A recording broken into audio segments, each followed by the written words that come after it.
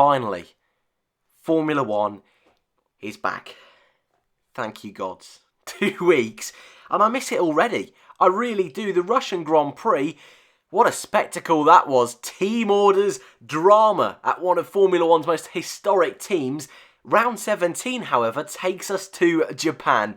And, just to spice things up just a little bit, it looks like it's going to be wet. That's probably the biggest understatement I'm going to say for a long time, because it looks like it's going to be very, very wet indeed. Typhoon Hagibis, I believe is what they're calling it. I've got it a little bit later on in the newsroom, so don't worry, we're going to talk about that a little bit more later on. But if you're new around here, the preview for the weekend, what we like to do, first of all, we like to have a little look back at last time out, see what went down, to be honest with you. We then have a look at the track itself, do a hot lap, talk about the news, talk about the statistics of the circuit, and we end on predictions. But we always start with last race, the Russian Grand Prix, a race notorious for being a little bit dull, I think is fair enough to say. But I think last time out wasn't too bad. I gave the race in my race rating a 6 out of 10. On review, on reflection, I think that's a little bit harsh. A 7 out of 10, which you think to yourself, well, that's okay. But you know what? The standard in 2019 has been that high ever since the French Grand Prix, which I think we can all agree was a bit of a snooze fest. But ever since, every race has been, at the very worst, it's been a decent race. But it was a Mercedes one too. The first time since the summer break, Mercedes managed to win a Grand Prix. Yeah, to everyone's surprise, they didn't really have the pace, however, during the race. However, Ferrari into team spat, really, I want to call it. Team orders didn't go their way. Vettel ended up retiring and Leclerc ended up P3. The championship looks a little bit like this, and if you didn't catch it the other day, we did a video talking about who potentially could still win the championship. However, even that, I said at the very beginning of that video, the elephant in the room is Lewis Hamilton, because it's very likely he's going to claim his 6th world title over the next few races. He can't do it this weekend, I do have to say that. He can't do it this weekend. Mercedes can wrap up the constructors if they outscore Ferrari by 14 points, I believe it is. But Hamilton cannot win this weekend, but Hamilton and Bottas can narrow it down just to those two if they have a good enough result this weekend. So the likes of Leclerc, Verstappen and Vettel, almost impossible for him to win the championship now. Likewise with Leclerc and Verstappen, but both of those could be out. But the fight for 3rd place, even 2nd place in the championship is still going to be a really interesting one to watch. But I think now's about time. We need to stop looking back and look forward. So let's take a look at the Japanese Grand Prix circuit. Welcome to Suzuka, welcome to your hot lap for the 2019 Japanese Grand Prix. Going down the home straight, the only DRS zone available for this weekend. Looks wet, so it doesn't look like we're going to have any DRS, but as we go through the very long right-hander of Turn 1 into Sector 1, this is one of the best sectors on a Grand Prix circuit. The S sections. Sebastian Vettel has named this circuit his favourite circuit on the calendar, and you can see why. Absolutely loves this bit of circuit, and as we start to round off the end of Sector 1, you can already see this circuit is quite narrow and overtaking opportunities are quite sparse. However, heading up towards where Danny Kvyat had his accident at Red Bull a couple of years back, we also have this magnificent hairpin. Kobayashi en route to his first and only podium in Formula 1 in 2012. That was one of his best overtaking spots. Now, as we end off Sector 2, we head towards Spoon. This is where Sebastian Vettel made his move late down there at that apex on Max Verstappen last year. Didn't go to plan. Sebastian Vettel got away without a penalty, but his race ruined from there. DRS zone not available here this particular year. However, coming up to one of the most infamous corners in Formula 1, 130R, flat out if you're brave enough. Fernando Alonso, Ricciardo, even Kevin Magnussen last year. You can make overtakes there, but you've really got to have a pair on you. And that is the end of the lap for the Suzuka circuit. This circuit, I mean, it's one that almost unanimously the drivers love. I'm not too sure. It's not one of my favourites. I'm probably going to get shouted out about that in the comments. However, the statistics really surprised me. Mercedes have won here every year since 2014. They've got every single pole position as well. Lewis Hamilton has an extremely good record here. This is something that I was just completely unaware of. He's on 4 wins. Sebastian Vettel is also on 4 wins. They're both joint, so I think either of them would quite like to take that away from the other. Nico Rosberg, the only man since the hybrid era that was able to beat Lewis Hamilton at Suzuka. Funnily enough, it was Nico Rosberg's last ever Formula 1 victory, which I think is quite nice to get your last victory at Suzuka. Special place in Formula 1 history, this circuit.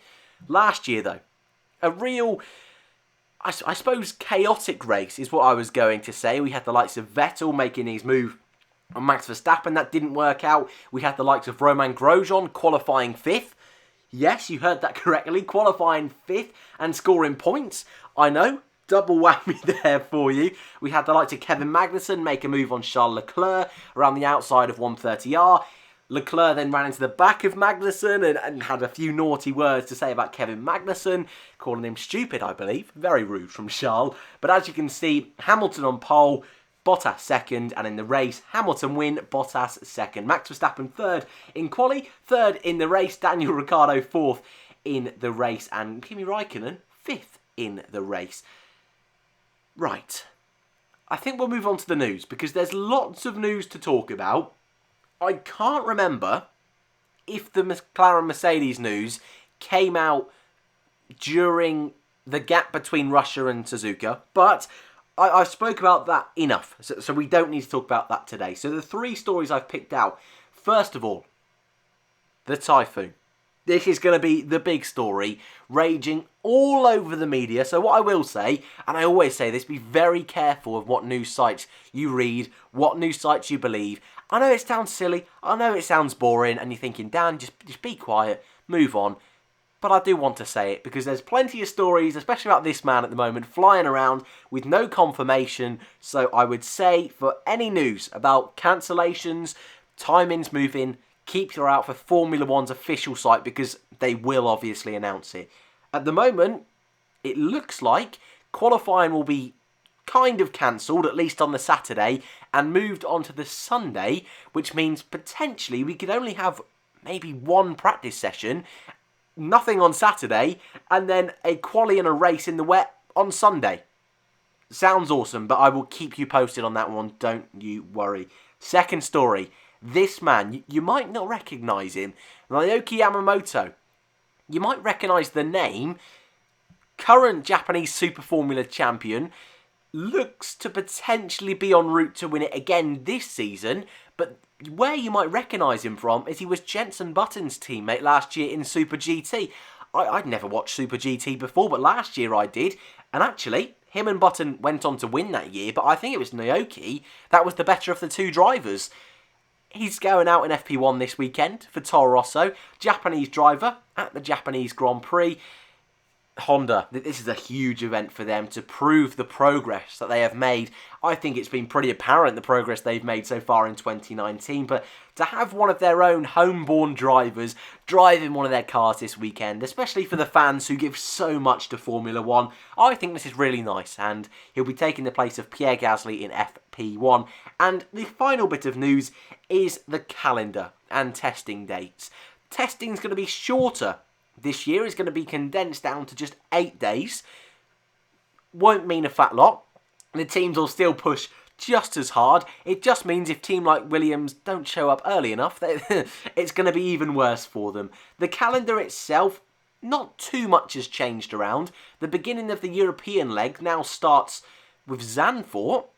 Yeah, the Dutch Grand Prix right at the beginning of the year. Likewise with Vietnam. So in the first 5 races, we're getting 2 pretty much new circuits, so that is awesome. I can't wait for that. Near the end of the season, we've got a couple of changes as well, with the likes of Mexico and the USA switching around, and Baku's moving a little bit later into the season as well. And I think that's everything. I believe that is everything. Oh, Spain is staying on the calendar as well. We kind of knew that, but a lot of people are not a fan of that, but yes, Spain is staying. I can't wait anymore. Prediction time. My favourite bit of the weekend. This track suits Mercedes, and I don't want to put the wool over anybody's eyes. Mercedes should go well this weekend. However, it's going to be wet.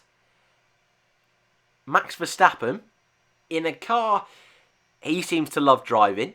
He's a driver that I think many of us would say is one of the better drivers in the wet. Likewise with Lewis Hamilton. Verstappen's already won in the wet this year, and I have a really good feeling about Red Bull's wet weather pace, but also just their race pace in general. If it does turn to dry conditions, I don't think they'll be the team to beat in qualifying, but I think in the race, potentially, they could do a good job. The team's press releases suggesting that in the first and last sector, that'll probably be Mercedes in the first sector, Ferrari in the last sector, so they're kind of hoping that they can be really strong all around, perhaps not the quickest in the first and last sector, but just a good base, and potentially they could sniff a victory. I've gone with the Verstappen, well, Hamilton pole position, Verstappen P2 and Sebastian Vettel P3. As I mentioned earlier, this is a circuit Sebastian Vettel quite likes as well, and I do think that it's going to be a fight between all three top teams, so I'm really looking forward to that.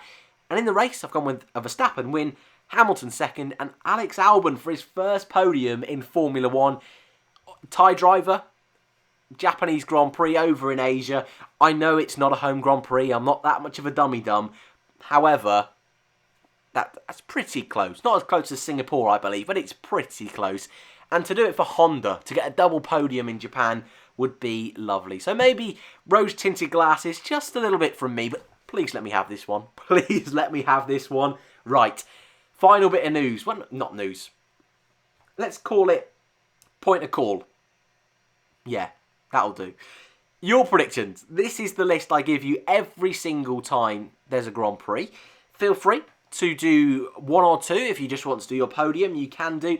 But, and this will be, I suppose, an announcement from me as well. I have no clue what videos I'm doing this weekend because we don't know how much Formula 1 running there's going to be. So, I usually do a practice report on Friday, which I probably still will do tomorrow because in that video, I take some of your predictions from this video. So if you want to put yours down below and I like it, I will use it in tomorrow's video. And if there's no practice, I'm going to use more predictions. So feel free to do that below. But quali, we don't know if that's going to be on Sunday. If it is, most likely I'll just do one video for quali and the race. Just a big, fatty, juicy one for you guys to enjoy. But apart from that, I think that's everything. If I've missed any news, apologies. If you think my predictions are dreadfully wrong, apologies. Feel free to vent in the comments below. I will be there waiting. Thank you very much for watching as always. If you're new around here and you haven't subscribed, feel free to do so. And hopefully I'll see you in the next one.